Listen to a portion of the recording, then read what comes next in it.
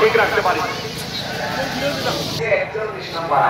আল্লাহ একটা আফসোস করার জন্য একটা শব্দ ব্যবহার করবেন প্রথম।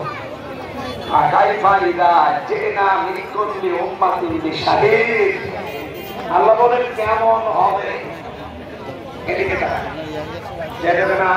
আছে শব্দটা নিয়ে আরো চিন্তা ভাবনা করো। আল্লাহ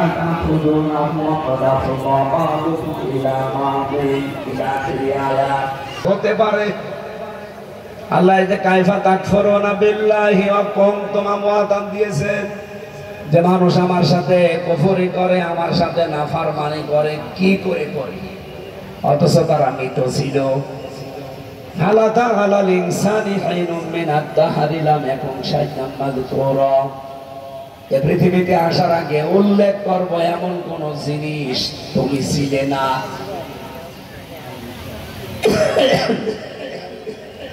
তার মানে আপনি আলোচনার কোন বস্তু ছিলেন না। এখন আপনি আমির হামজা হয়ে চেয়ারে বসে আল্লাহর নাফরমানি করেন, আল্লাহর সাথে কুফরি করেন। করেন কি করে? আল্লাহর বিশ্বাস হয় না। এই জন্য আল্লাহ আয়াত শুরু করেছেন কাইফা শব্দ দিয়ে। আমার আজকের তেলাওয়াত কিতাব যেহেতু সূরা নিসার 41 নম্বর আয়াত, রব্বুল আলামিন এখানে জানিয়েছেন ফা কাইফা, অতঃপর কেমন হবে। ইদা জিনা মিন কুল্লি উম্মাতিন, যখন আমি আল্লাহ নিজে প্রত্যেকটি উম্মত থেকে একজন করে হাজির করব আমার সামনে, বিশাহিদিন, এবং একজন সাক্ষী নিয়ে আসা হবে। জিনা বিকা, এবং আমি নিজে আল্লাহ দায়িত্ব নিয়ে, এখানে ফাইল বা কর্তা আল্লাহ নিজে, আমি আল্লাহ নিজে নিয়ে আসবো হে নবী আপনাকে আলা হাউলাই শাহিদা, এই প্রত্যেকটি জন বা উম্মতের উপরে সাক্ষী হিসাবে আপনাকে আমি নিয়ে আসবো। আয়াতটা পড়ার পরে আমার ভেতরে চিন্তা এই, কিয়ামতের দিন আল্লাহ আমাকে যখন তার সামনে দাঁড় করাবেন, আমি আল্লাহর সামনে একা একা দাঁড়াবো। কয়জন? আরো জোরে। কত মানুষ এই দেশে বিভিন্ন পীরের নামে কলঙ্ক, তারা এই আয়াতের পুরা উল্টিয়ে দিয়েছে। তারা বলে কিয়ামতের দিন এক একজন পীর সাহেব নাকি লক্ষ লক্ষ মুরিদ নিয়ে আল্লাহর দরবারে আসবে। এটা মিথ্যা কথা। অকুল্লুহুম আতিহি ইয়াউমাল কিয়ামাতি ফারদা, কিয়ামতের দিন প্রতিটি মানুষ আল্লাহর সামনে দাঁড়াবে। কয়জন করি? আরো জোরে বলেন। সুতরাং কারো উপরে ভরসা করে লাভ আছে? আমার বাবা বাঁচাবে, আমার পীর সাহেব বাঁচাবে, এটা মিথ্যা কথা। আপনাকে দাঁড়ানো লাগবে আল্লাহর সামনে স্রেফ একা। বলেন বলেন। হ্যাঁ, সাক্ষী একজন আসবে। এখানে আল্লাহ তিনটা ক্যাটাগরি দিয়েছেন বিচারের। প্রথমে আল্লাহ আপনাকে একাই ডাকবে, কেউ থাকবে না। দ্বিতীয় বিচারের স্টেপে আল্লাহ আপনাকে এবার একা ডাকবে না। রব্বুল আলামিন বলেন ইয়াউমা নাদউ কুল্লা উনাসিন বিইমামিহিম, এবার যে বিচার ব্যবস্থা করব, এবার আপনাকে ডাকা হবে আপনার নেতার সাথে। কার সাথে? নেতা, ইমাম বা নেতার সাথে। দুনিয়াতে যারা আদর্শ মেনে চলতেন, এই লোকটা আপনার সামনে এসে দাঁড়াবে। এখানে যেহেতু সরাসরি নবীজির নামই উল্লেখ করা আছে, জিনা বিকা, আমি আল্লাহ আপনাকে হাজির করব। আমার প্রশ্ন হচ্ছে, এই 2025 সালে রাসূলুল্লাহ আমাদের কাছে আছেন।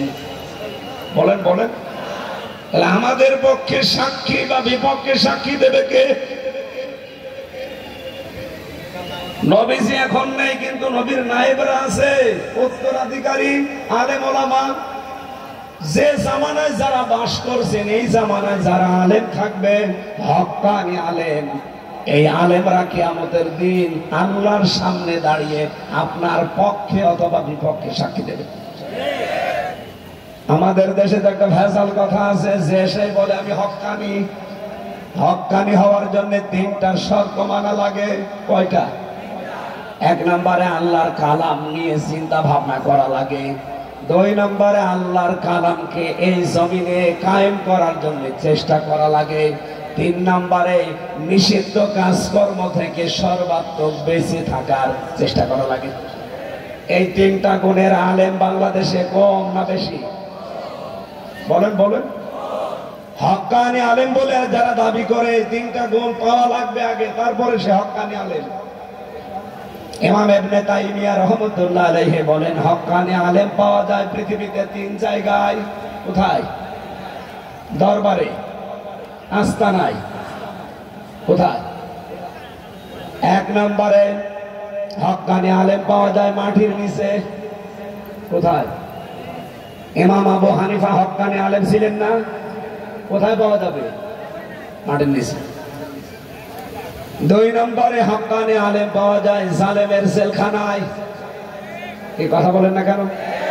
আমি এটা বানাচ্ছি। তিন নম্বরে হক্কানি আলেম পাওয়া যায় জিহাদের ময়দানে। জিহাদের ময়দান মানে শুধুমাত্র তরবারি নিয়ে আর বোম নিয়ে ছুটে চলা না, ইসলামকে সর্বোচ্চ জায়গায় পৌঁছে দেওয়ার জন্য প্রাণান্তকার যে চেষ্টা করা হয় ওইটার নাম জিহাদ। ওইটা করার জন্য যে যেই ময়দানে কাজ করছে ওইটা জিহাদের ময়দান। এবার এই যে আমরা নাম শুনছি যে ভোট যুদ্ধ, শুধু ভোট না, ভোট কি বলেন না কেন? আমরা কি বদরের যুদ্ধ দেখেছি? দেখি নাই। এবার সামনে দেখবে। বদরের যুদ্ধ করার সময় আমরা ইতিহাসে পড়েছি বাবার বিরুদ্ধে সন্তান অস্ত্র নিয়ে দাঁড়িয়েছে, স্বামীর বিরুদ্ধে স্ত্রী দাঁড়িয়েছে। এই কথা বলেন না কেন? এবারও ভোট যুদ্ধে যেহেতু বদর দেখেননি, দেখবেন এবার ভোট যুদ্ধে বাংলাদেশে ইসলাম থাকবে না যাবে এই চিন্তা ভাবনা আসতেছে। সুতরাং এবারও দেখবেন অনেক সন্তান তার বাবার বিরুদ্ধে দাঁড়িয়ে গেছে, অনেক স্ত্রী তার স্বামীর বিরুদ্ধে দাঁড়িয়ে গেছে। এই কথা বলেন না কেন?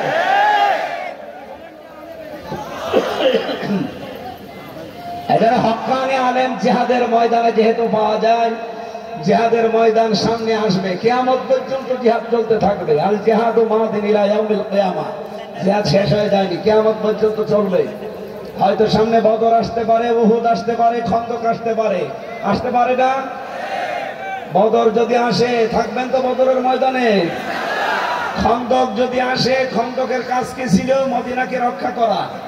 আমাদের দেশকে এবার রক্ষা করার প্রাণান্তকার চেষ্টা আসতেছে।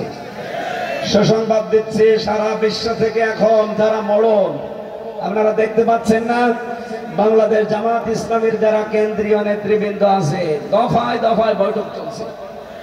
কারণ সারা বিশ্বে এখন একটা গোপন বার্তা চলছে যে এই দেশে অন্তত রাষ্ট্রীয় ক্ষমতায় যাওয়ার কাছাকাছি একামতে দিন যারা পালন করছে তাদের দ্বারা।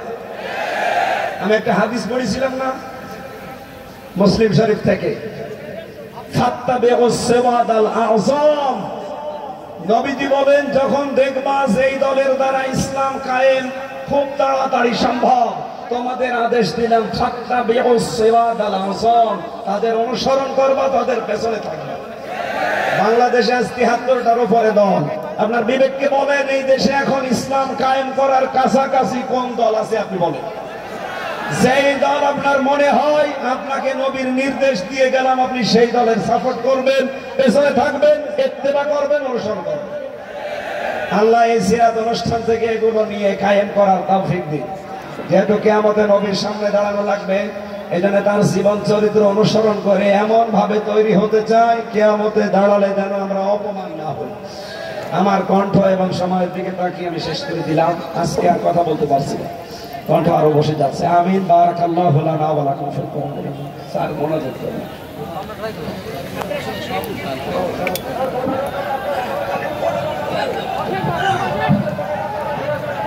পর্যায়ে সংক্ষিপ্ত আকারে সভাপতির বক্তব্য রাখবেন আজকের এই মাহফিলের সভাপতি জনাব আফতাবউদ্দিন। বাংলাদেশ জামাত ইসলামী কুমারখালী উপজেলা শাখা কর্তৃক আয়োজিত আজকের এই সিরাত মাহফিলের প্রধান অতিথি, প্রধান আলোচক, নেতৃবৃন্দ এবং সামনের এই জনতা, আসসালামু আলাইকুম। সম্মানিত ভাইরা, আমরা আজকের এই সিরাত মাহফিল থেকে যে শিক্ষা লাভ করলাম সেই শিক্ষা আমাদের গোটা জীবনে আমরা কায়েম করতে পারি, সেই শিক্ষাটাকে কাজে লাগাতে পারি। আগামীর বাংলাদেশে ইসলামের বিজয় এবং দ্বীনের বিজয়ের জন্য আমরা কাজ করতে পারি, সে তৌফিক আমাদের দান করুন। এবং নামাজ এখানে হবে। আমি এখানে আজকের এই সিরাত সমাপ্তি ঘোষণা করছি। সেই সঙ্গে এখানে মাগরিবের নামাজ হবে। যারা নামাজ পড়বেন এখানে অবস্থান করেন ইনশাআল্লাহ।